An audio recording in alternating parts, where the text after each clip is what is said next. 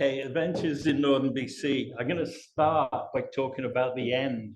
I went on a boat trip, and at the end, it felt kind of hokey, but the leader took an eagle feather and passed this eagle feather around and said, "What did you get out of this trip? What did you enjoy the most?" and so on.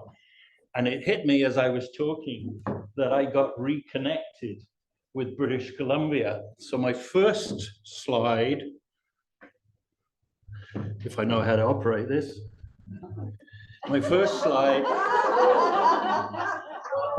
is me, Chris. yeah, is me in 1975. That's my immigration paper. And for those of you who are young enough, it was actually typewritten, because you've never seen typewritten stuff before. But I came here and was overawed by the nature. And I had a friend in the middle picture there, Martin, who befriended me and took me out in his boat a lot. The bottom picture on the left is me with my boat that I bought. Anyway, I was out and about on the coast fishing, doing stuff right up until about 2000. And then 2000 kind of life took over and started traveling some more. So there was a trip on a sailboat, as Elizabeth said, and it was Leron Gertzman was the nature guide on a trip, and somebody had booked all 12 spaces and then canceled at the last minute. And the company was trying to resell it, and Leron was out there promoting it like crazy. So I got a 20% discount, and then they didn't get enough people, so they canceled it anyway. So they said, well, you can go on any boat. What would you like to do? And I said, I'd like to go on one with Leron. And it happened to be on their flagship boat. So not only you get a 20% discount, I got another discount because that's an expensive one. Anyway, it started in August last year, and it went from Bella Bella to Kitimat. This is the boat. It's 82 feet, has 12 passengers, 4 crew. The accommodation is a little cramped. Everything's double. So I spent a week with an Austrian lad of about 23 who was a commando in the Austrian army. We had some wonderful conversations about nothing. The food was wonderful. I know you came to see nature, but there's some nature being eaten. A lot of zodiac work. So if anybody says, oh, that's really neat, I'd like to go on it, you are clambering in and out of zodiacs a lot. And on the far right here, we're in a river. I'll talk about that a little later. But there's a lot of very shallow water you're in. And then sometimes we're just messing around. Leron is in the bow of the one on the right. I don't do right and left very well, so if I say right and it's not there, it's on the left. This is the route, as best as I can remember it. I was drawing it, I'm going to show you, and I got up to here and I made a mistake. But I was so far up, I just carried on. You can see we went up and around and down, so it was quite extensive. And in this area, it's quite beautiful. 8. What inlet is it? What inlet? Lots of inlets. Oh, I can't go back to the map. Lots of inlets. There's lots of big islands. You're going all the way, you're going from Bella Bella, which is in the middle of the coast, up to Kitimat, which is near the Alaska border. Amazing scenery. Amazing scenery. This isn't,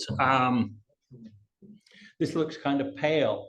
The reason it's pale is because we had forest fires. And so it was quite misty, actually to start off, wasn't very pleasant at all. but it got better. But from a photography standpoint, it gave a mystical air to the photograph. Later on, it got clearer, clouds through the trees, beautiful, beautiful. There was, I don't know if it was Tony Only or somebody produced back in the 70s when I first came here.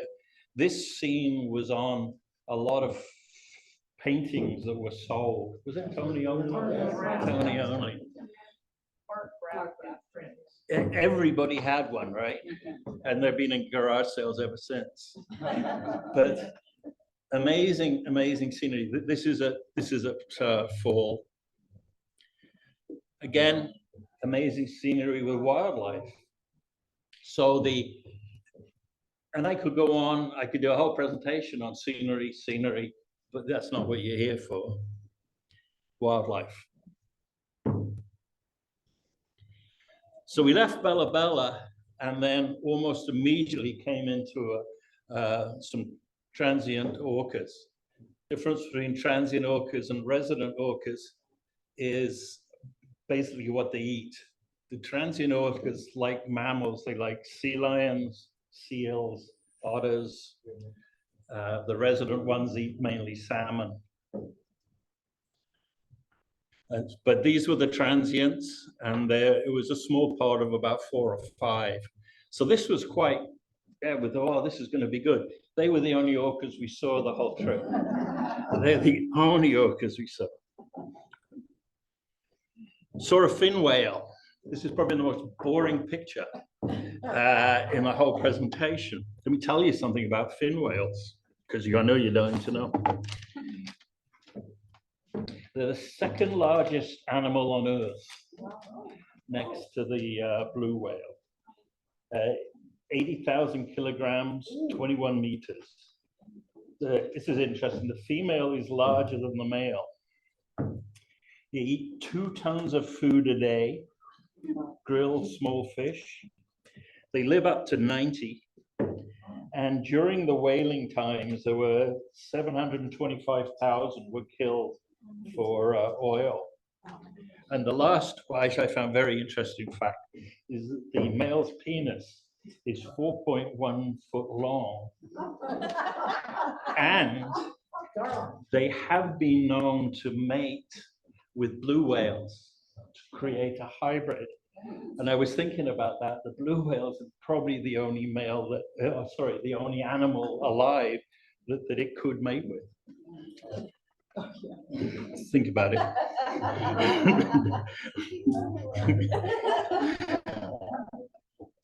Next one along, not long after the orcas, was sea otters.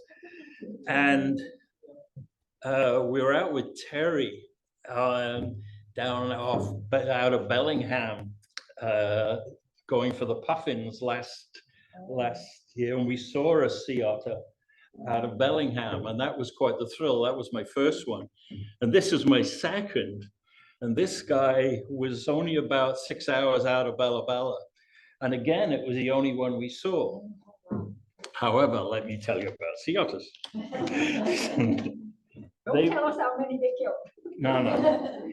They reintroduced, they were extinct in BC until around 1970, 1968, 1972, where they introduced some from Alaska.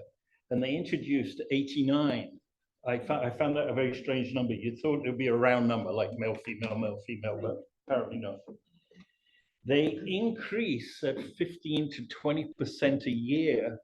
And so it's estimated now that there's 8,000 in BC. That's a lot. They eat sea urchins, which is what he's got in his their clams and crabs. The urchins, when there weren't any otters, the urchins were eating the kelp. So the kelp beds were decreasing, and there were large sea urchins. The otters eat the otters eat the urchins, and so the kelp beds are recovering. And the kelp beds are where all the young fish and things that are trying to keep away from orcas and other predators live. They can dive about 40 meters, so they can go a long way down. And there's a lot of talk with their increase that they're becoming a bit of a pest in some areas because they're eating lots of shellfish. A lot of the indigenous people are not happy because they're eating all the shellfish and they're expanding at quite a rate. Up in Alaska, we take 80% of their time is spent feeding because there's less food. Down in BC, it's 15 to 20% because food is quite plentiful. So we're liable to see a lot more otters. They use tools. Sorry? They use tools. They use tools? Yes, they use a rock. Oh yeah, the rocks to smash. Yeah, because those sea urchins are kind of spiky, huh? This was the grizzly bear environment. Before I talk about grizzly bears, not many facts, just a few photos. This is the kind of river, because there's some very, very large islands in this area, lots of inlets. And these very large islands have rivers, and the rivers come down, and you can see here that the river over time has worn a valley.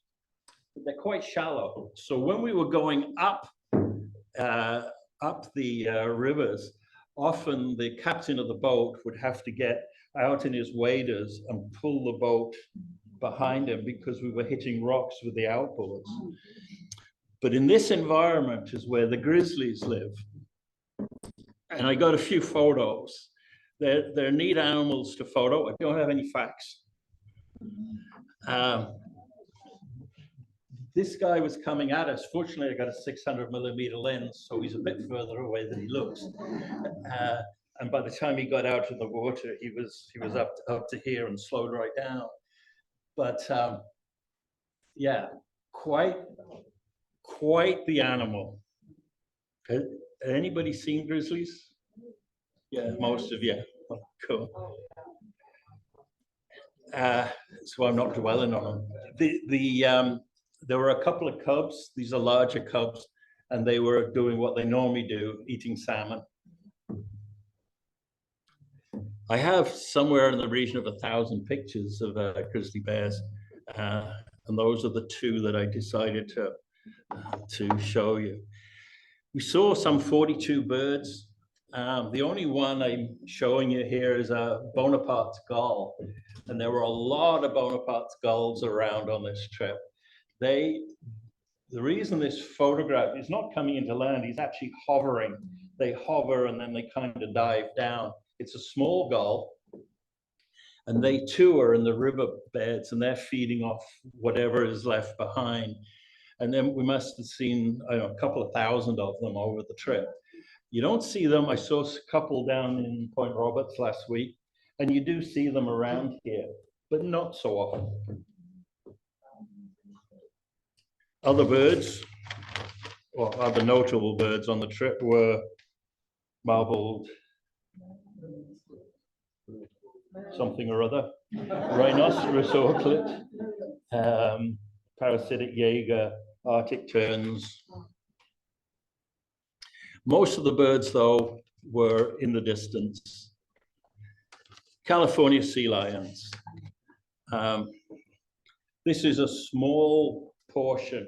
There must have been 10 times this in this colony. They were just everywhere. Showing a large picture of 300 sea lions doesn't do it. But there were 2 or 3 colonies that we saw on our way through. We see them here, Point Roberts again. Some very large ones. I think the orcas probably go for the little guys at the bottom. The big ones would be too big to chew off. Coastal wolves. This was quite the thrill. This was the environment they were in. This is a beach. You're wondering, where are they? They're down there. I wanted to get a picture of where they live, what they live on. So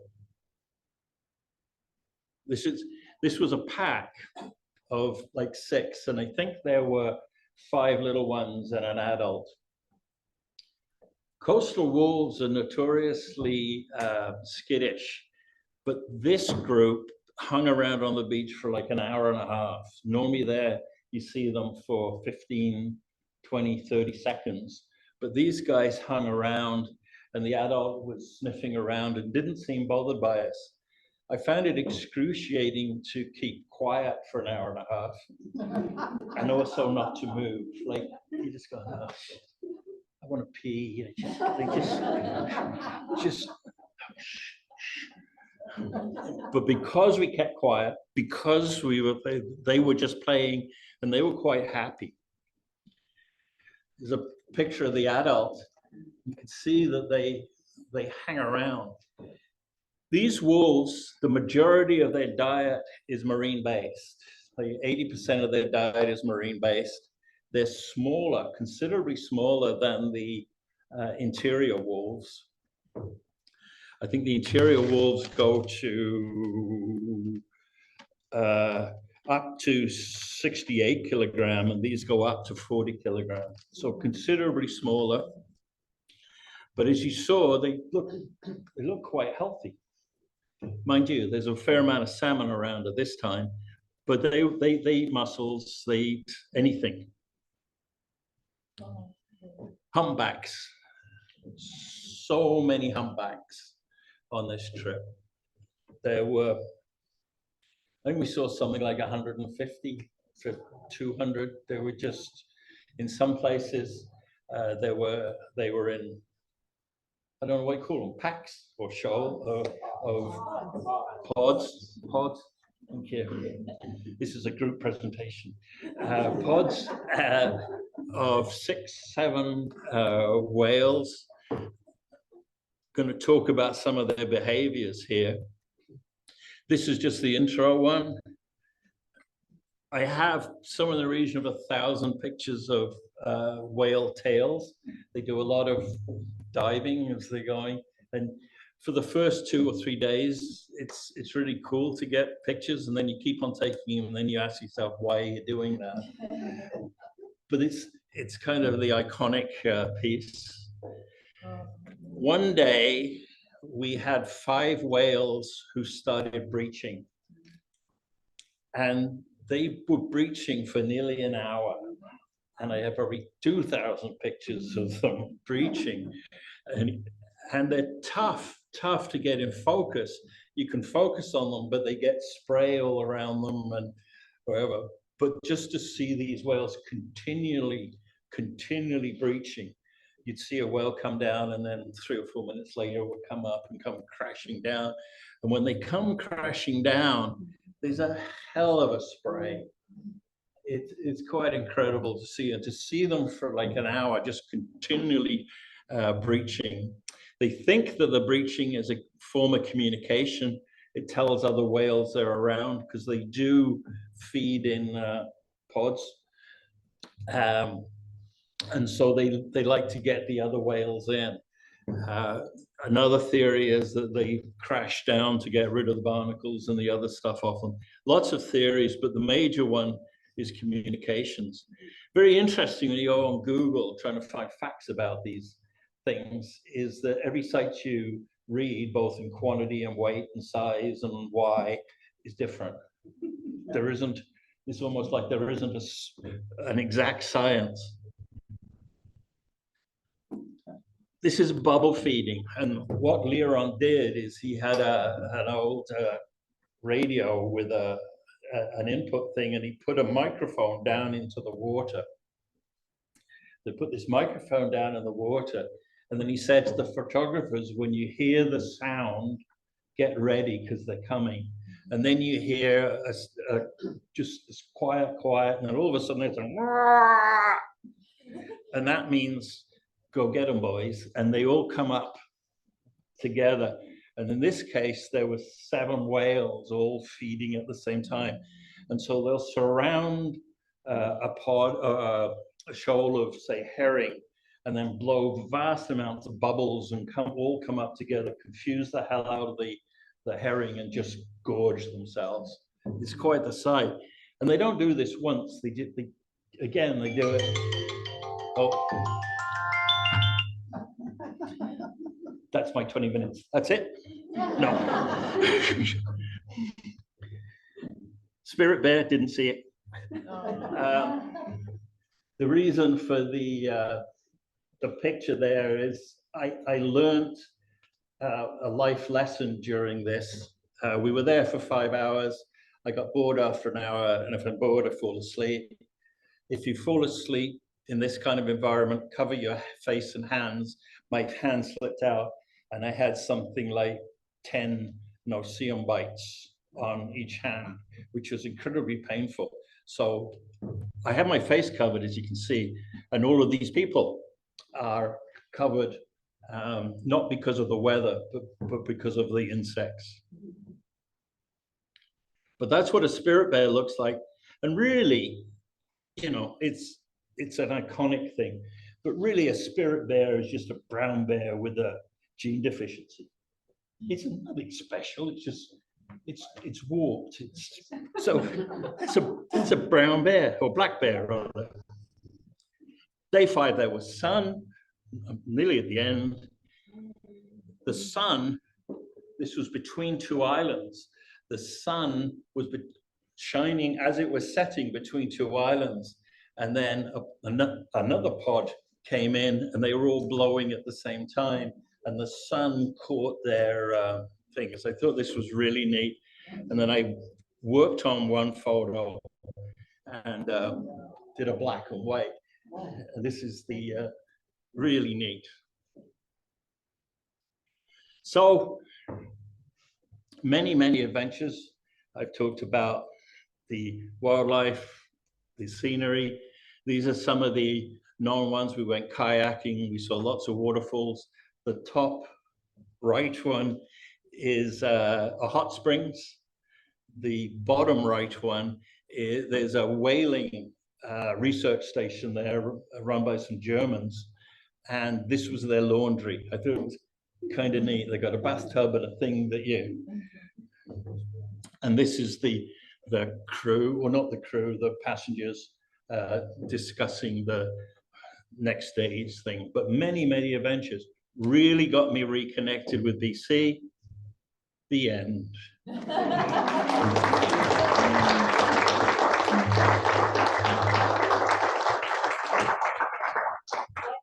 Thank you, Chris.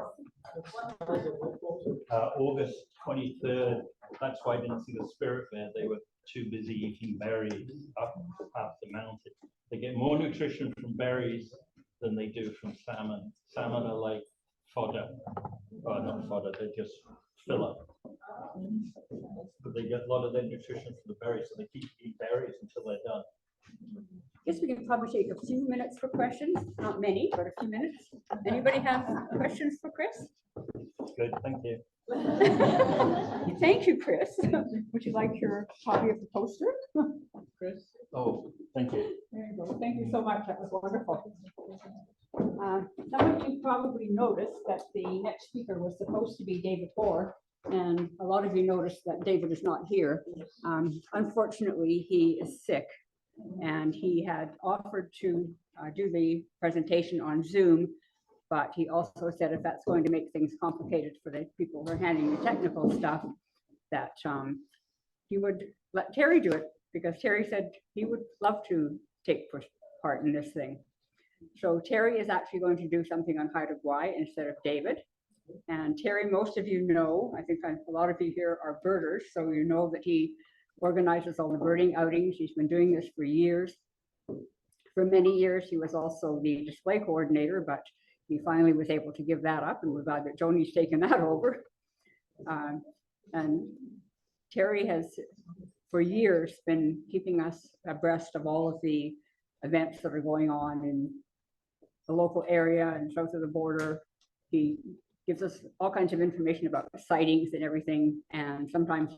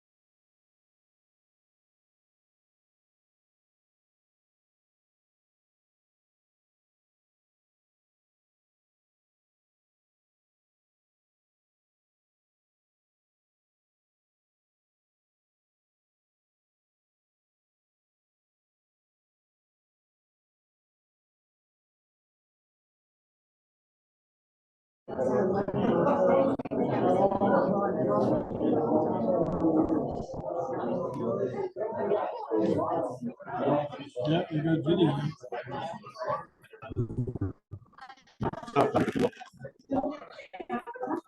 The boat had been full.